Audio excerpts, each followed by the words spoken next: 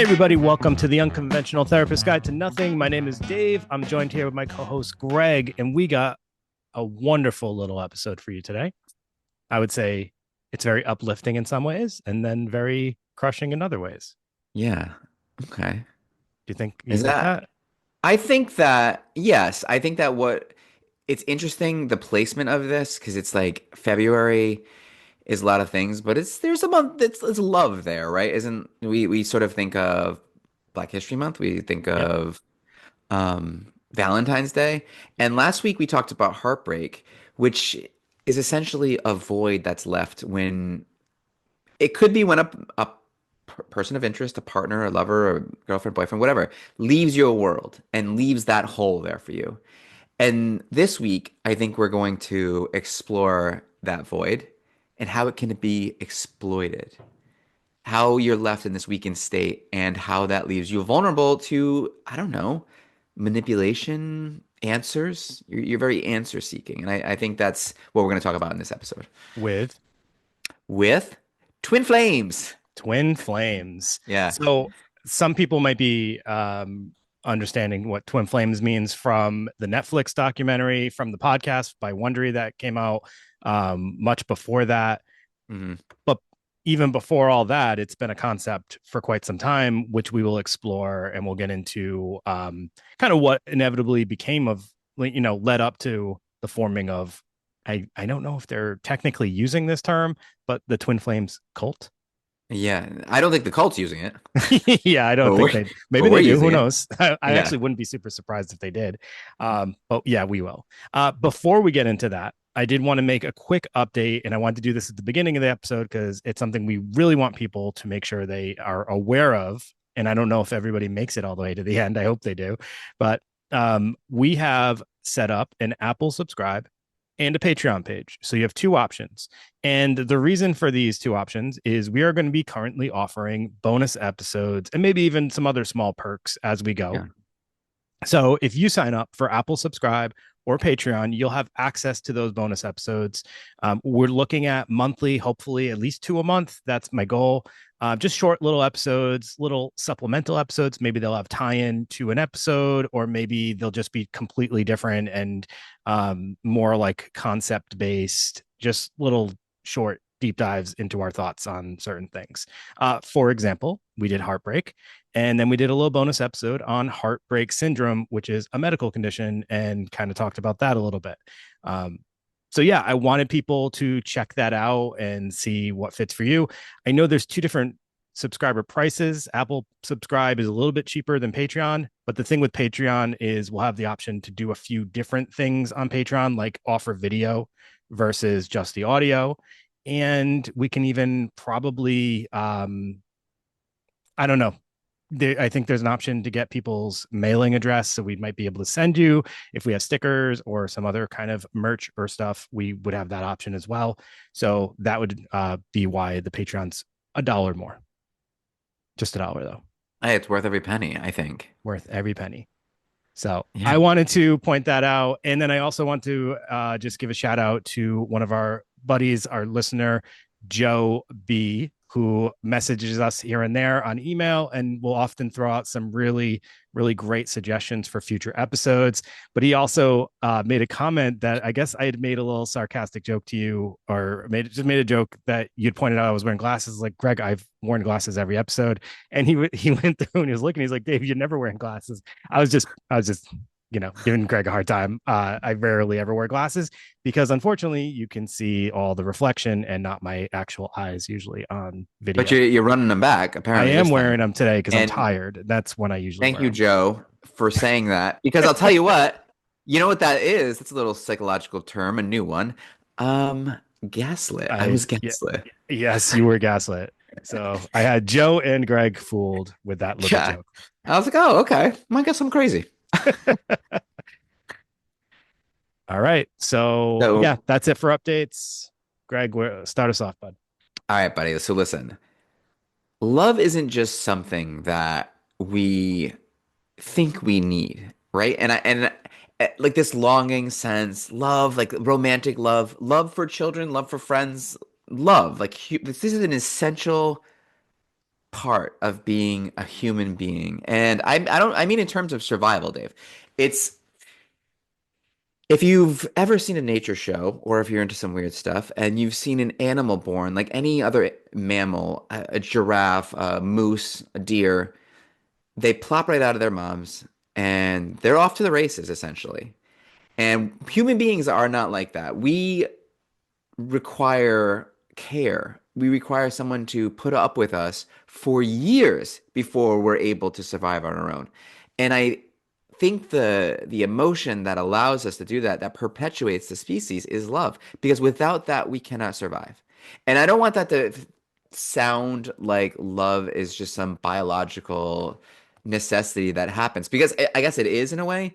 So that would make it feel like it's nothing. But without it, we literally could not exist as a species. So in a sense, I think it's everything. I think love is the thing here that's being exploited, that need that we all have. And this is where we're at with this, Dave. Like, this is what I think sets the stage for Twin Flames. And we'll get into this. Like, they were looking for something to pounce on, to exploit, and to take advantage of people, and they found it for sure. Okay. So where do you like Big shout out to Twin Love right Flames? there. Yeah, shout out to Love. Twin Flames, Dave. Like, what Yeah. was So, it? What and I is just it? want to make this very clear. When we're going into this topic, we're almost talking about two separate topics. Mhm. We're talking about the term twin flames, and then we're separately talking about the twin flames cult. Because Mhm. one of those things is not great, and the other one is totally fine. Totally So fine. the Yeah, concept itself is there's nothing wrong with it. We're definitely not passing judgment on the concept. We are probably passing equal judgment on the cult. cults tend to do that though. They tend to take some Even innocuous ones I or like. like yeah, some great like Heaven's Gate isn't a bad thing. Heaven's Gate is on its own is a good You thing. know, But that's a great point. you know, They technically usually start on a concept that isn't evil. Otherwise, we would probably see right through that, right? So yeah, you're taking a concept, an idea, a philosophy, and you're exploiting it. that's exactly it. Interesting. I never really I mean that's obvious, but I never really thought of it in that term. But Yeah, but coming up with like pointing out the obvious in or like having the obvious come to you is sometimes like the most difficult things to kind of articulate, isn't it? sure. Hard Yeah. to do. Like we know what a cult is, but if we were to sit here and just like immediately right off the top of Yeah. our head say that it's hard to like Define it. define it, it would be tough. So yeah. All right. Well, the term twin flames was, as far as I'm aware, it was first coined in a story, a book, a romance of two worlds by Marie Corelli, which was published in 1886, where the terms twin flames and twin souls were used as synonyms.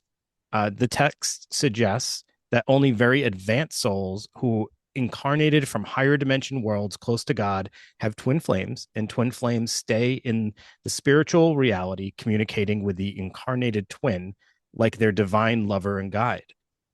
Only very lucky souls can have twin flames incarnated into physical reality and have a chance to meet and unite. So this is like this really metaphysical idea that where there's this other divine version of our twin flame that's but like only if we're very lucky will we ever actually meet that person in the physical. It's a really It's interesting idea. yeah, it is interesting and it's like it feels kind of right. Feels kind of maybe a little bit true, Sure, I right? mean it definitely feels like something I would want to believe, right? Yeah, like even Because if you're you in a can get relationship that. with someone, you could say to yourself, we could all convince ourselves of this that it's like it's like, yeah, like no, I've been in this relationship, I love this person, but like, do they completely get me? Is this my soulmate? I Is don't this my know. twin flame or is my twin Is this my twin flame flame? up there still? Yeah, And I just yeah. wasn't one of those lucky souls. And you have moments where you're like, you are definitely not my twin flame. And it's one of those things that we want to be true, right? We want to Yeah, like feel like there's someone out there. Maybe I'll be that person who has that opportunity to have that. But I also thought that this is really heavy and deep new agey stuff for 1886. yeah, No, it right? is. All Yeah. right. Um, so yeah, this is kind of where that term has started from. And what is a twin flame? Twin flame is said to be an intensely connected pairing of individuals. This is the twin flames that we know today. This is like the contemporary version of twin flames. So it's two individuals that meet that are have this intense connection. And there's some signs, according to a site that I read on Medical News Today. There are some in their structure. There are some signs that you would see for a twin flame to be considered to be existing. And as I said, it's an intense sense of familiarity, recognition, and longing. So people may have an intense bond as though they've known each other for a long time. There's a strong sense of connection. So, but that connection isn't always just romantic. It also could be Yeah. platonic, familial, even professional. But regardless of the type, the connection makes the two people gravitate towards each other. It pulls them together. There could be like multiple similarities between the people. They may hold the same values, use the same moral compass, have similar interests. Um, they may also like mirror each other's past experiences. They may not be exactly the same, but they both have experienced like neglect, abandonment, violence, kind of connecting almost through similar traumas. Uh, their differences complement each other. So the traits and characteristics that are not similar tend to complement each other, kind of like balancing each other out. And the differences in each other's traumas and circumstances also help them process their trauma and in turn grow and heal from them. So they're almost like um, working together to both become more whole, I guess. Yeah, I like that a lot. That's actually when I'm doing couples therapy, which I try not to do. It's like you have to. You often are confronting each other with the problems, like facing problems, like yelling at each other, looking at each other. You can imagine what it looks like. But then if you take the problem and push it off to the side, and then you and the person you're in a relationship with turn and face the problem together, that's a much better way to address it. So it's like that's what I get from that little part Yeah, there. Like that's that a would nice way to be, look at it. yeah. Yeah. Amplification of insecurities, fears, and doubts. While seeing a person's soul in the twin flames, reflection can bring familiarity and comfort. It can also serve as a mirror that shows the person the things that they are not ready to face. So it starts to make you look at those things, and which those things could include your flaws, your fears, insecurities, unprocessed trauma, and it encourages you to deal with them and grow from them. Hmm. A lot of this is about like self healing through your twin flame, right? um, Yeah. ins- Inspiration to grow and be better. The purpose of a twin flame relationship is to help a person reach their personal transformation and soul growth, and the presence of tension. So the twin flame can reopen unhealed wounds and revisit avoided issues that a person would rather not confront. They also there may be also a constant tension as they both grow and heal from the relationship. I do like in many ways this idea that twin flames help you become less avoidant because Yeah. No, yeah, I was just thinking, I I was just gonna mention that. I talk about that quite a bit, and it's even something I've always recognized in my own life. Avoidance is such a huge issue that so many of us face. So like the idea that somebody makes us face the things that we're trying to avoid all the time is super powerful. And it's like, I know that it's hard to face this thing, but you have me and I'm here with you. Yeah, So that's the kind of nice little thing. It's almost like a therapeutic relationship. very Isn't much so. that what, well, Absolutely. it's, and well, Dave, and there's stages of this too. I kind of like to think of the stages as the hero's journey of love. Ooh, You know what I mean? So, that like when you're sounds going, powerful well, and I mean, the sexual. hero's, well, I'm reading through this and it's like, okay, well, a hero's journey is kind of set up the same way where there's stages of I don't know, there's a process to it. And for this, it's like the yearning stage is the first stage. And that without this stage, none of it happens. And we can all identify with this like feeling that's driving us towards like there's something missing with us, and we just want to fill that with somebody. And that sounds unhealthy, but at the same time, we are social creatures and we all do need people in our life. And I'm glad you said like it's either romantic or a friendship, but we all need something like that in our Yeah, life, I think. absolutely. The meeting stage is, obviously it involves meeting the person, and it's going to be described like you were kind of mentioning as this intense experience. And something that sticks out to me is anytime there's been a real genuinely important relationship in my life, you do have that feeling as if it almost feels like we've met before, Did you feel like like you we've had met known me each other. before when you first met me? Honestly, Dave, it's funny. Like I can say this because like I don't. Yes, I did. I felt like right when we met, I was like, this guy he gets it, he gets me, and we're so different, but it's It like didn't right matter. away I noticed how different you were than me, like just views and like everything. And I was like, doesn't bother me though. And I was like, all right, well, that's good. Because sometimes it would, right? And somebody else, if they Sure, rub you the wrong way, absolutely. if they push it on you. Yeah. So that was our meeting stage. And now this is the second part of our falling in love stage. Yeah, and these obviously we're kidding, but these I intense mean, they emotions, said this could be romantic or platonic it's or true. whatever. So I do think that that can happen, and I do agree that sometimes you meet people and there's just that comfort, that Yeah, and familiarity. do friends fall in love though? I mean, I'm being serious. Like, Sometimes it feels like I've seen some. I've seen some I people love my feel like friends. I feel like I've watched other people fall in love with other people on a friendship level.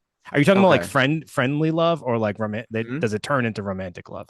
No, no, no. Like keeps like It, friendly love. friendly I've love. watched people, in my opinion, it looks like fall in like friendly love. And I think it's Okay, all funny. right. It's funny to watch. I I would don't know love if it's ever to like happened with me, but that's our next our next bonus little episode, yeah. Can friendly do love. friends fall in love? Is that possible? And that's the pinnacle. I, And is I that the you know, highest version of love? there is definitely something to this. And even I can think even like our friendship when it started, there was like a level of excitement, like, oh dude, there's so many things that we should do. We should do Yeah. this, we should do that. And we were always bouncing off ideas. And now we're in that like you'll bring up one of those later stages. Oh God. Okay. Yeah. Yeah. So, So but yeah, and you know what's I do and think so. just like romantic relationships though, you trade like roles. It shifts constantly. Like at one point one's going to be the runner, one's going to be the chaser, and then we'll talk about that a little bit. So the falling in love stage, Dave and I have kind of gotten to that a little bit. It's that deep connection, that not so much the intimate or passionate desire, but in loving relationships, Yeah. in romantic relationships, that's going to be there. There's going to be a honeymoon period, which we've all experienced, right? Like the connection gets deeper and deeper, and it's like you've been together for a few weeks, but you're euphoric. It feels like, you're ready to like get married and spend the rest of your life together, and it feels like spiritual. Hmm. And then things start to get real. The honeymoon wears off and you hit the turmoil or testing period. And this is when the real things happen. This is, I think, why I kind of thought of it as a hero's journey because you have to overcome this area where your flaws are going to come out, their flaws are going to come out, and you're going to learn things about their past. You're going to see things about them that you red flags are going to pop up that you very much overlooked in the honeymoon and falling in love period, and you're going to have to say like, is this worth it, or is Sure. this, you know? Yep. Um, and then there's the runner and chaser phase, which I used to call this hand. Have you ever heard that phrase? When Never. like one person has hand in the relationship and the other person, Okay. it, I it, never it heard kind of that. is that way. You never heard that? Where Mm-mm. like if you have hand in the relationship, it's like you're more willing to have the relationship and you'd be less affected, and then the other person's just kind of chasing you and they'll bend a little bit more than you. So each flame carries a role. One's going to be the runner, and that's the person who's kind of trying to escape from the relationship. And the chaser is going to be the one that's wanting to like almost will at all costs keep it together, Okay. Like Sure. that's the kind of thing. Yep. And then there's the surrender and dissolution phase. And so after a I period, give up. I give up. I Just know, I know. Yeah, well, kind of, right? It's almost like it's acceptance. It's well, after this period of turmoil or distress, they become comfortable with their vulnerabilities. They're fine with their insecurities. They're going to the bathroom in front of each other. I don't know, right? So both egos get to relax, And some people think that this is like the best stage where you learn the nature of each other, you feel very Yeah, comfortable with each other, and you're just you and not worried about anything. for sure. And you know, the things that bothered you about the person, the little red flags, you just kind of accept everything, the entire person, and you develop this oneness where you've become, I don't know, twin flames, right? Kindred spirits. Yeah. There's an important thing that happens during that surrender and disillusion thing process though for the twin flame experience. And Please. that's the stage where it's kind of noted that the healing of the past traumas and the growth begins. So Yes. at that point you're both working together in a way because like you said those egos are kind of put down and you're acknowledging that like this is the relationship that's going to benefit us both, right? And we're both going to Right. It's grow. that and like you were mentioning before, like that's the stage where I'm not avoiding these things anymore. I'm like my past is my past. Like I'm facing it, I'm showing it to you, and hopefully that means I'm healing from it. But it's a very vulnerable thing though, isn't it? Yeah. Yeah. It really It is. is. And that's It, the scary. as I was reading through these stages, I had to point out one thing that was just glaring at me. And this is going to be one of those things where I'm not sure where, like, I don't know when these stages were outlined. Hmm. I do think Gary Chapman, we did an episode on the love languages. I do believe that was in the 90s. Is that correct? Gary Yeah, that's when the Chapman, book if I came remember out. But I mean, he correctly. he'd been kind of like playing with that for a while though. Okay. So it's hard to, There are so many parallels yeah. in his love languages outline and this. So, even from the starting with like the euphoria falling in love, he calls it, they call it what? Let me go back for a second. They call it the falling in love stage. Yeah, pretty Yeah. obvious. So, Yeah. but it's the same thing. It's that euphoric, like I'm gonna look past all the red flags. I'm just so into this at that point. And then it kind of starts to turn into the maintenance as he would describe it. And here it's kind of after the honeymoon period is Yeah. the turmoil and the testing period. That's when that euphoria has kind of shifted and now it's the real life stuff. You're noticing all the things that you were overlooking before. So I thought that was interesting. It is interesting. And yeah, so I'm just curious where they borrowed this material from because some this material, one of them influenced the other, or they were both influenced by something else. Yeah. Well, I mean, they're just influence. Aren't they both just kind of observations of how this whole thing goes down? Yeah, And they put it into their own words. I mean but it's it always seems like there's like an original idea somewhere, right? That Yeah. outlines it's like the hero's journey and all these things that we see that are kind of based on the hero's journey and that I just was thinking of that when as soon as I started reading this, I was like, this seems so similar to the Yeah. love languages, which I am actually saying as a positive thing because I think it brings validity to both twin flames Absolutely. And I'll tell and you love what, languages. the love languages never turned into a cult. And I think, although the guy was a little strange, he had some weird things, but like I think there's some very useful stuff in the love I languages thing. I'm constantly ever since we did our deep dive, I'm constantly bringing that up Yep. in with people dealing with relationship stuff because it is so There's relatable. some good stuff. Yeah, Yeah. it is. And then there was that American spiritualist Claire Prophet who she popularized the twin flames right before the new millennium in 1999, right?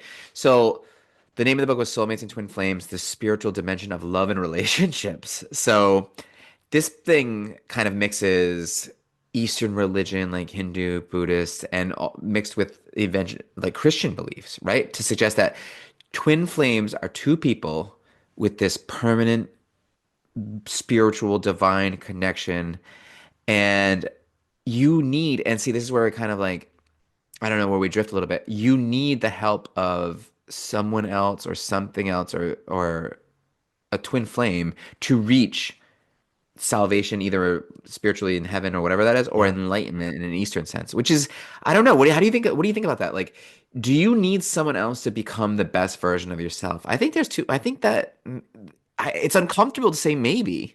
There is multiple answers to that Yeah, for sure, and different ways to look at it. I do think that at times it's really hard to do all reflecting alone, yeah, and seeing ourselves through the lens of other people at times can be a really helpful thing, as long as it's not something that becomes dare I say toxic or overly negative, because then we start to really believe that. But when we can see things through the lens of other people, sometimes it's we start to notice things about ourselves, and that can be interesting if we're open to looking at them. And I think absolutely. that's And what you're right this because isn't that what this is all about, is sometimes we run away yeah, from it when we see it and we want to avoid it. This is forcing us to look at it. being in a relationship makes you a little bit more normal. Like I may have mentioned before that when I was in my single phase for a while, I got to a point where I was like on a Friday night I would come home and get like a large everything pizza and wings and lay down on the floor for whatever reason and just eat on the floor. And it's like, is that weird? You just develop these little habits where it's like, am I weird without when I'm single? Is single Greg an odd person? You know what I mean? Well, Because you do manage your behavior when you're with someone else. You're probably right. cleaner, all kinds of things. Healthier, you make Healthier. make less risky choices because you're Hmm. considering other people in your choices at times. Absolutely. Yeah, Absolutely. So, Dave, should I get into a little bit about like the actual when people think of the Twin Flames cult, like kind of what was yeah. going on there? So everything we just covered was about the concept of twin flames, and I think, just from the way that we were describing it, people can see that obviously our judgment about the concept of twin flames is at, pretty non-biased. I don't have Yeah. any strong views. I'll share some thoughts about the concept later, but here's where it starts to get a little problematic. Okay. So Jeff and Shalia Ion, um, this is the when you think of the Twin Flames cult, it's these are the two leaders. And Jeff was essentially homeless, but in the Hawaiian, I don't know, what would you call it? Like jungle? He's like living in Yeah, the woods in Hawaii. And so he's homeless, he's not successful, but to shift the perspective on it, he makes these like videos and almost as if to say like this I choose this. I like this. And then he meets Shalia, who's this new agey spiritual. She's into everything. She's into tarot cards. She's probably into Ouija boards. Not that there's anything wrong with yeah. that. No, she's into every kind of like she's into astrology and um I'm trying to think of like etymology or what was the thing? Enneagrams. She's into everything you can think of, just kind of a searcher looking for something. She's trying to find meaning, but she's casting such a wide net that it almost feels she doesn't care what it is, that she just wants the identity of I'm this Buddhist, but I'm also do tarot cards, like no real identity, not really committed to Sure. anything. And Jeff wasn't either. He was trying to figure out a way to exploit people. And before even this idea came up, he was making claims on his videos and he was creating a bunch of different websites. Like one was that he could cure cancer. Mm. And you got to think, he is literally looking for people who are in the most desperate, Vulnerable. vulnerable things where Yeah. like if it's just the right amount of money or just the like just catches you just enough because he is kind of an articulate, interesting guy, even though I think he comes off weird right away. But it's like, hey, this thing that you'll take a stab in the dark for, no matter what, you'll defy all logic. It doesn't really matter. It's worth a shot. Like he's looking for those kinds of things. And I think I remember when I had originally heard about this previously, before even Hawaii, he was a pretty normal guy with some normal friends. And I use normal with quotes, obviously, because what Yeah. is normal? But I think I remember hearing his friends reflecting that, even him in the way he was in Hawaii wasn't even the way they really knew him. And then seeing him when he meets Shalea, or however you say it, that Yeah, was Shalia, different Shalia. too, Well, right? look, dude, think about it like this. He's isolating in the woods, Yeah. right? And he's So got some right Christian there, roots too, I believe. hmm I think he grew up Christian, and so not that that's like saying anything, but it just kind of shows the contrast to so do we. So it shows the contrast to where he was to who he is now. Yeah, no, absolutely. And I really think like being in the woods, that isolation kind of maybe loses his identity a little bit. Isolating is not good for you. It's just not. And then he meets this woman who's new aging and spiritual, and it's like, oh, this is an identity I kind of get behind a little bit. Plus, I'm kind of you know, I don't really know. I'm directionless right now, so Yeah. this makes sense. So they get together and they start this thing off, and it's not really culty at first. There's this thing that they do that's called the mirror exercise, and I actually thought it was kind of interesting, where you look in the mirror and instead of focusing on what was wrong with that person that you were in the relationship, why don't they don't want you, you say like, well, what's wrong with me? Like, what needs healing with me? And it's almost this gentle way of looking at yourself and your own problems and being compassionate about like why you're feeling that way. And it's kind of interesting, but it's kind of definitely pulled from some kind of like 80s weird therapy, you Yeah. know? Yeah. So the first issue comes in is when they they say something along the lines of here's myself and here's my wife Shalia and we have this perfect relationship. We have this perfect thing. And just because you have this thing, this perfect situation, it doesn't mean you have any idea or have the blueprint on how to get that. Like that's going to work for everyone. Like if you meet a couple that's in the perfect relationship, they don't have the answer for you to become in a perfect relationship, right? Because Right. it's a But very different we path. do as a society tend to look at people in perfect relationships and feel like they have this magic key, right? Yeah, they We just get got a lucky, or we and don't know what's going on. exactly that's what I was just going to say. We're also seeing like what they want us to see as well, and some people hide things better. Yeah. So what starts to make this online business a little bit culty is the following, and not necessarily in this order. So everyone has to, at some point, if you're a cult leader, you have to turn into some kind of Jesus figure, and Jeff is no different. Yeah. And Dave, I was thinking about this, So and he there's an literally does it, evolutionary reason. Yeah, he actually looked like Jesus in a sense. and he calls Uh, himself Jesus, I believe. yeah, but he should say skinny Jesus because I feel like See. Jesus is probably in better shape than. But there's a reason why this happens in cults, and it has to happen in order for the cult to survive. And that's because like you or I could be in charge of like a group of people or maybe have this following. But unless you can't really gather the masses unless it's under the umbrella of some kind of spirituality. Like you have to believe in something beyond the person to for this to work. I think that's true. Right? Because the clans would get together with like 30, 40 members, that maybe 100 at the most, I think, from in that book Sapiens, they talk about how human beings were only in groups of 100 at the most because they had to be led by someone, and that someone can only hold sway on so many people. But if you take that power and put it on something external and something spiritual and something powerful, something we can all kind of look up to, then the number is limitless. Okay. And that's kind of an interesting concept, It right? is. Yeah. Yep. Also in the cult, there has to be like a hierarchy. And there's historical context for this too, Dave.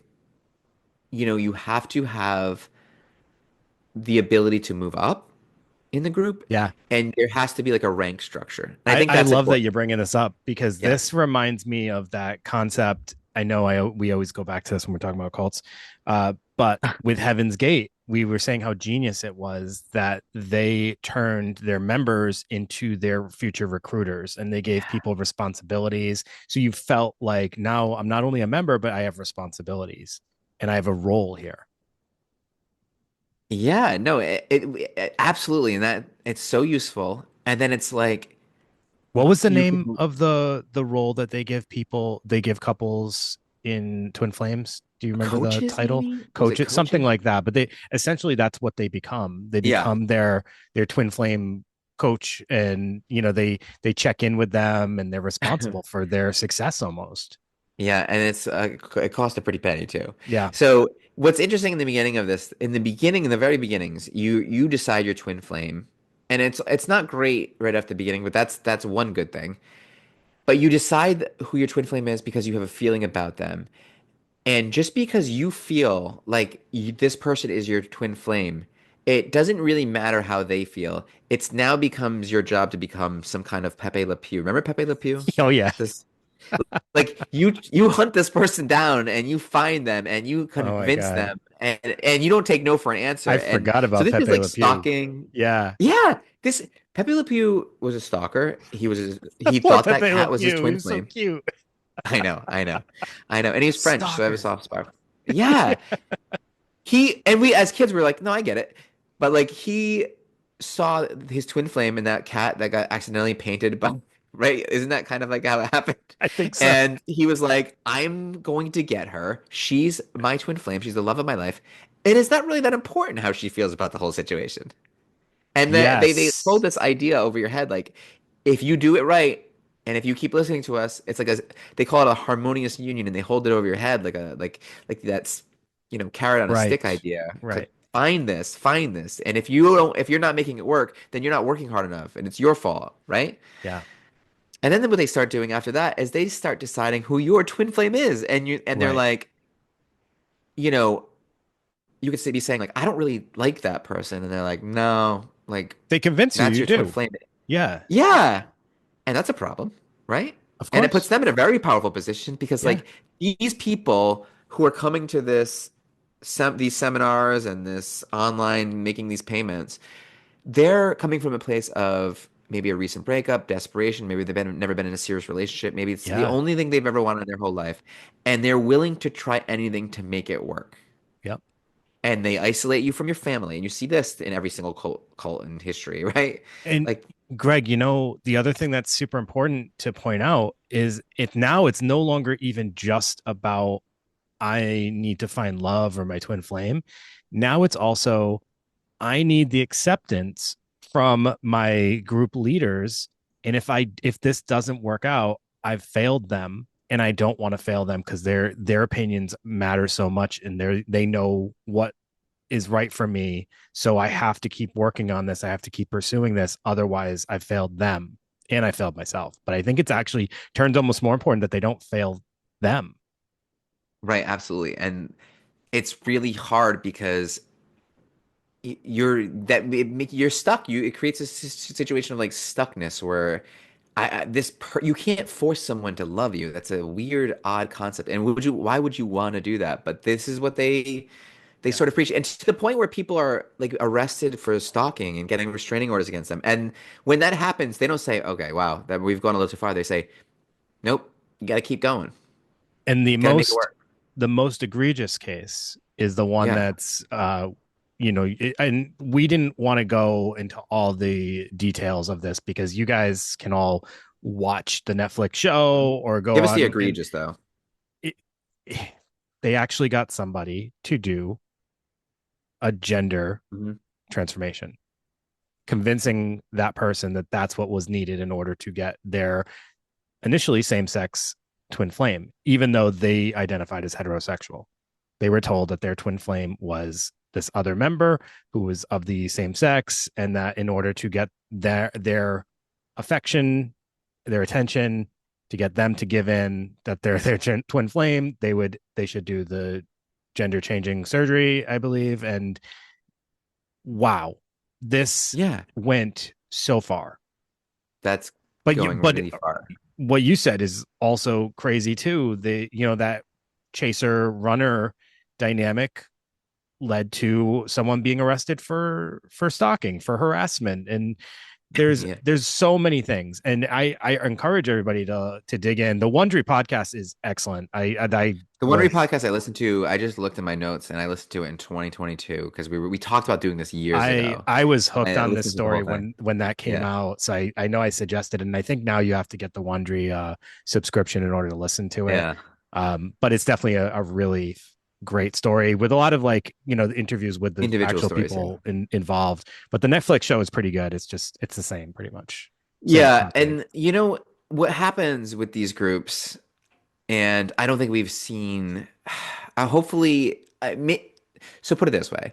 Jeff Snow, David Koresh, Jeff Snow, Jim Jones. And I think that's the only reason why we haven't seen like a huge tragedy come out of this thing. Sure.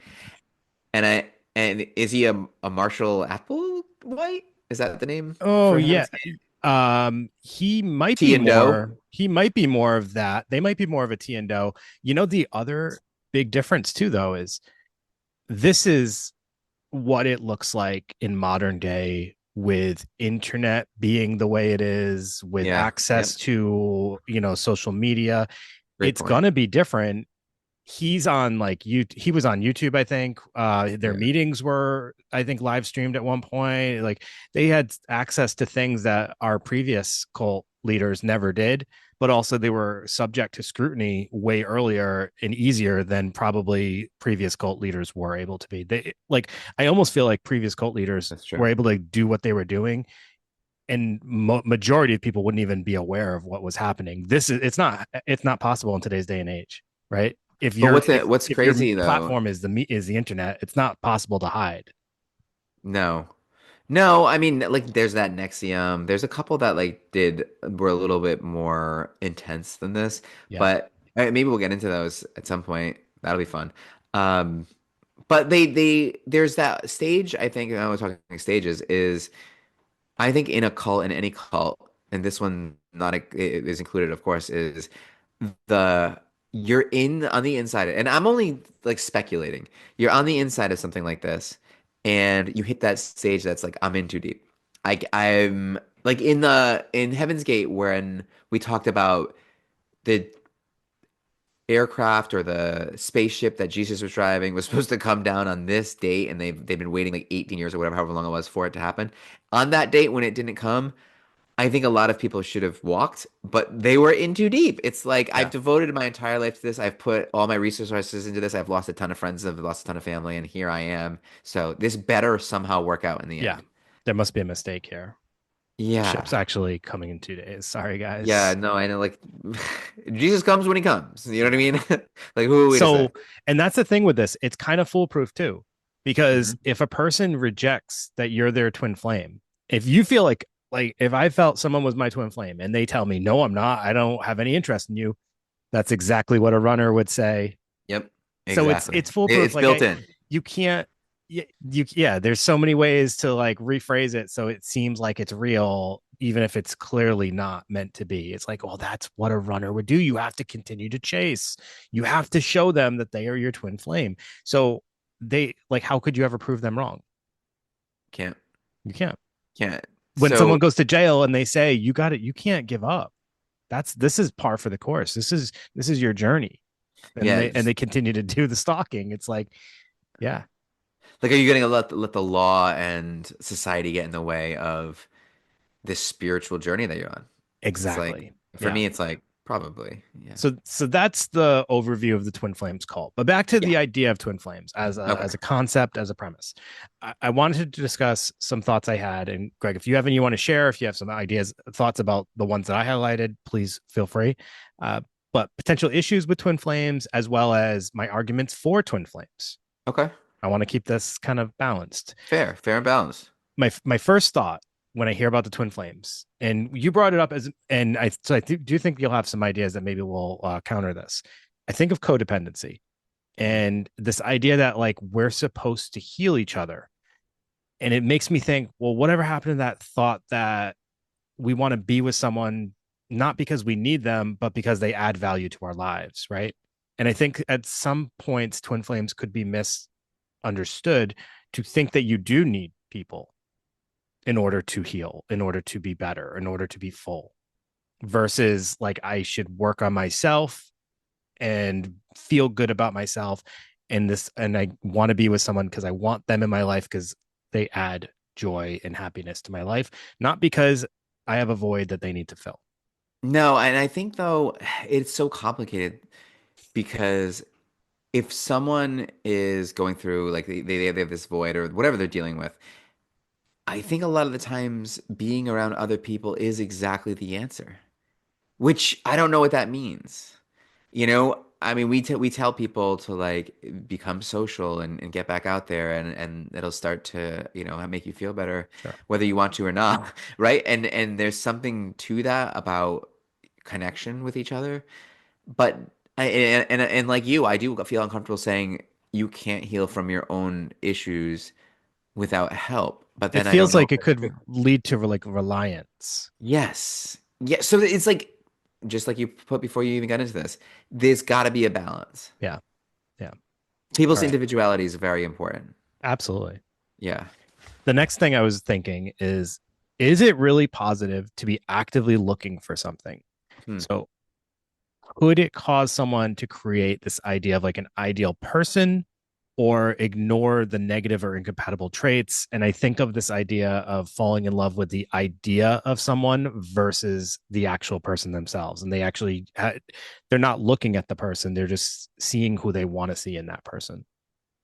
I couldn't have said that better. I mean, like it's like what that's exactly it. Like looking for someone, we talked about the blue dot effect with depression or like if you're in a negative state of mind and that's all you're seeing, like you're gonna find the negative. You're gonna Yeah. see it. But if Right. you're just looking for someone to spend the rest, like you'll find your twin flame and you'll ignore a lot, Yeah. right?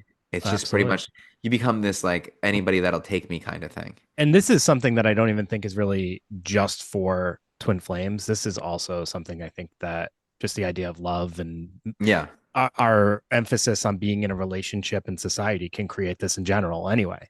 But Yeah, like the society almost says, are you truly successful if you are not in a exactly, relationship? It's 100%. like, oh, Yeah. okay, interesting. The runner chaser dynamic, obviously, we know the dangers that can come from that, not Mhm. giving up when you're being told that that person Pepe Le doesn't Pew. isn't interested.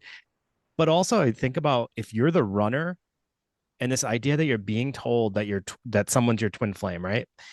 And you're just not feeling it. Like there's no connection there for you, but everybody around you is telling you that this is your twin flame, the people that are supporting you, trying to help you find a relationship. You may start to uh, have a feeling like, can I even trust myself to know? Should Yeah. I just give in to this because I'm being told that this is my twin flame and maybe my thoughts about it aren't trustworthy enough and I don't know enough about for myself. hmm And so not allowing other people to choose for you your path. Like you'll Yeah, know. you're You'll right. know. Yeah, there has to be some understanding that you need to choose and be the And that's one really who like determines we were talking about this. before, like joking around, gaslighting, but it's like everyone telling you, no, you're crazy. Like this is the person for you. And you're like, Right. I feel like I would have felt that. Yeah. You know what I mean? Yeah, exactly. That's why. Exactly. The last one I have for arguments about it is the group. It's too much reliance on to allow other people to identify what you should feel or think, kind of what we Mhm. were just saying there. Yeah. And is there potential that we allow this kind of starts to form how we view our life in different ways too, though? Like it doesn't, not just like the group of twin flames, but like is there potential that dating apps kind of create this as well with that finding matches for us based on keywords that we put in and saying like, oh, this person's 100% a match for you or 90%? Like we start to really look for other people to tell us who our matches are versus what we would do historically before all this existed and just get out there and try to get to know people on a personal level and find Right. that And let it connection ensue ourselves. you. Right. Right. And let it like the goal, it's almost like we talk about so many times, like that hedonistic point of view where I'm going to find what makes me feel good. Who cares what is good?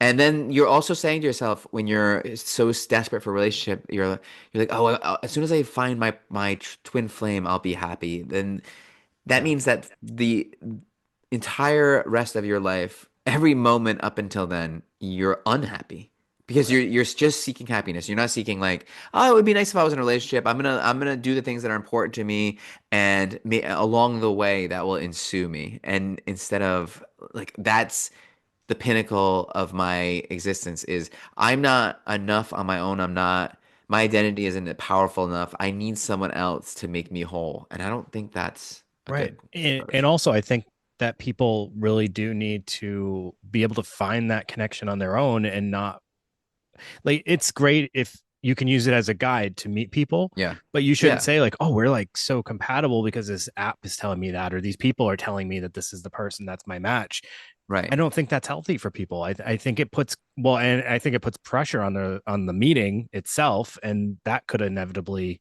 cause it to fail too. hmm Just a couple of quick arguments for twin flames. I think this is what we all want, right? Essentially. We want to have something like this exists. The terms like my to find my perfect match, my soulmate, my person, my boo, my baby daddy. Maybe not I got that a lot of one. people saying that about me. Yeah, maybe, yeah, you do. I've heard of that one. That's facts. So maybe not that one, but the rest of them, I mean, there it's this concept that we really that romantic side of us really wants to be true. That there's this person out there that just is our other half. That other half, that puzzle piece, right? Finding the perfect fit for us. And maybe for a lot of this, it did start out in that very, you know, heartfelt, appropriate way where it's like, I felt this. I know what it's like to be with the right person. I know how much better it's made my life. You need this too. And Yeah. I think that the going back to Jeff and Shalia, it's like what worked for X doesn't necessarily work for Y. Right. That's just not how there's no blueprint for the right thing, the right path of your life. Yeah. It's just not. So I can understand why people gravitate towards a concept like this. And I don't think it's the worst thing to think that there's a person out there and be looking for Hmm. your twin flame. Uh, but I do think there has to be some level of like reality to it too, that like they might not completely meet all these criterias or check all these boxes, but hopefully close enough where you feel you can have a future with them. And then the last thing I was going to say is, this might come off as negative, but it's actually just saying like I think that this whole concept could have some validity. Is it's kind of like horoscopes. Hmm. I think it's vague enough where it doesn't state specific examples that would make certain situations not true anymore. So, for example, like it never tells you like specifically what traumas or traits the person relates to or balances you out on. It just says traumas are experiences that could balance each other out, or that you might have experienced similar things. You might have more things in common, or vice versa. Like the things you don't have in common kind of work together. So I just it kind of goes into that idea that like either you find the person that's exactly like you, like twinsies, or Yeah. you say opposites attract, right? So it's kind of based on things that are sort of vague, but we think they sound specific for some reason. I think when we're hearing it. So I do think it's basically just talking about finding love. And you can read more into it, but I think it's just talking about finding a deep connection based on values, interests, and then working through that in love phase and maintaining a relationship and growing together and doing and trying to heal each other in a positive way. Yeah, it's like there's nothing wrong with the idea of wanting to find love and people trying to figure out a blueprint to help like a what is like a treasure map almost like that and same thing with like organized religion. There's nothing intrinsically wrong with trying to understand like why we're here, what happens when we Yeah, die, like our purpose, our meaning. Like there's nothing wrong with that. It's just that people when this is like these existential questions are so important to us, it's we leave ourselves vulnerable to exploitation, and that's when the cults come in, I think. right.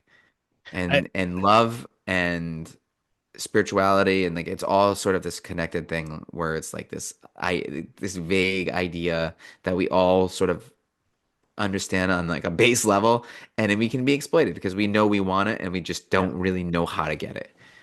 And I think the issue with any of this whole outline for Twin Flames, because honestly, if the whole Jeff and Shalea thing never Mm. happened, we might even use the Twin Flames as a way to explain the process of relationships Yeah, with patients, not a right? bad blueprint. It could be an alternative to the love languages if people didn't connect with that. But the thing that could be hindering it is if people take this stuff too literal, it can lead to a misinterpretation or acting on the extreme of anything. And that's with most outlines. But like that runner chaser one definitely scares me. if That someone scares me too. if That's the worst someone's one. too literal on it or takes it too far and Mm. won't give up. And then the idea of, like we said, worrying about a little bit about codependency. Other than that, it seems like it could be just another helpful framing for how we work through relationships and understand how relationships work. Or even some new agey, Yeah. whatever, take it for what it's worth kind of stuff. But it's interesting how this Twin Flames has gotten a really bad name now. It really has. It It really really has. has. But if it weren't for that, there's so many of us who wouldn't even be familiar with the The term Twin concept at all. Flames. Yeah, Yep. that's true. So Good point. interesting idea how that all comes to light. Well, Dave, I think we wrapped up the love session. I'm really glad we did this. As you mentioned, I wanted to do this back in, was it 2022 you said? 2022. Yes, All I right. have that in my phone from I that. Yeah. think we put it off because for multiple reasons the last few years, we finally got to it. I'm glad. I think we did it. I personally think this was a nice way to approach it because obviously the story itself about the cult is out there for people to already Hmm. understand, but I wanted to do a deeper dive on why What it this, is. Yeah. what this term even means and all that stuff. They So hijacked it too. they totally did. They Yeah. totally did. So All right, everybody. Thank you so much for listening. We appreciate everybody who's been reaching out with suggestions, comments, lots of comments on Spotify, which has been great to respond to. We appreciate even constructive criticism that we've been getting, even though it's all in my head right now as we're going, so even through our episode. I know. I know. There, but no, it's a growing thing. But in general, there's just been an outpouring of people commenting and offering us positive reviews or just neutral reviews, which is also appreciated. So, as always, I'll make that plea. If you haven't done so, please leave a rating, a review, or subscribe anywhere that you listen or watch. It's always greatly appreciated. And then also look into the Apple subscribe or Patreon. We'll put links up in our social media. I haven't done it yet. I will do that. And we'll be posting about it so that people can check it out and hopefully subscribe and take advantage of all the new offerings. Works for me. All right. We are currently recording on Sunday, February 9th. Tonight is the Super Bowl. Greg, who you rooting for? Okay. Wow. I was not expecting this. So here's the thing. I have an ex who loves the Eagles. This is interesting, like that we're talking about this on Valentine's Twin Flames thing. And I love Tom Brady. So I'm kind of torn, and I know this doesn't make sense, but let me make it make sense. I'm torn right now between rooting for my ex's team, don't really want to do that, or rooting for the team that could damage Tom Brady's legacy. Yeah, So it's like I'm really torn. Like I really got you. just want I think I'm just gonna say it right now in front of all our lovely listeners. I think I'm rooting for the Eagles. Yeah, same. I'm rooting for the Eagles. Nothing against the Chiefs. Yeah, it's weird rooting Is for it the a Tom Brady Eagles. thing? Is it a Tom Uh, Brady thing for you? Not really. It's more just I think the Eagles have a good team, and if it's not my team, I don't like seeing the same team win over and over and over. I Yeah. like mixing it up. I think the Eagles deserve it, but we'll see what happens. It's hard to root for the Eagles because we're historically have never rooted for the Eagles when we were good. The Yeah. Patriots, obviously, so it's weird doing so. We'll see what happens. And it like here's one more question, sports related, and Dave, because I know you're a sports nut. Can even if Mahomes adds up enough Super Bowls to kind of compete with Brady, right? He's still got a way to go.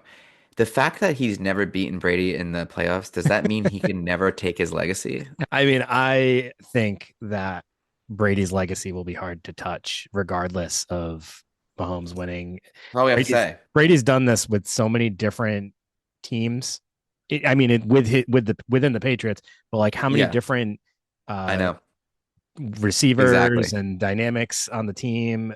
I mean, and Mahomes has had a core group almost like feels like his whole career so far. Yeah, at We'll see. least Yeah. we'll see. All right, well, we don't want to bore. Yeah, I mean, this isn't a sports podcast, that's for sure. All right, All right, everybody. We'll be buddy. back next week. Have a great night and have a great day, whatever you're listening. And we'll see you later. See See you. you later.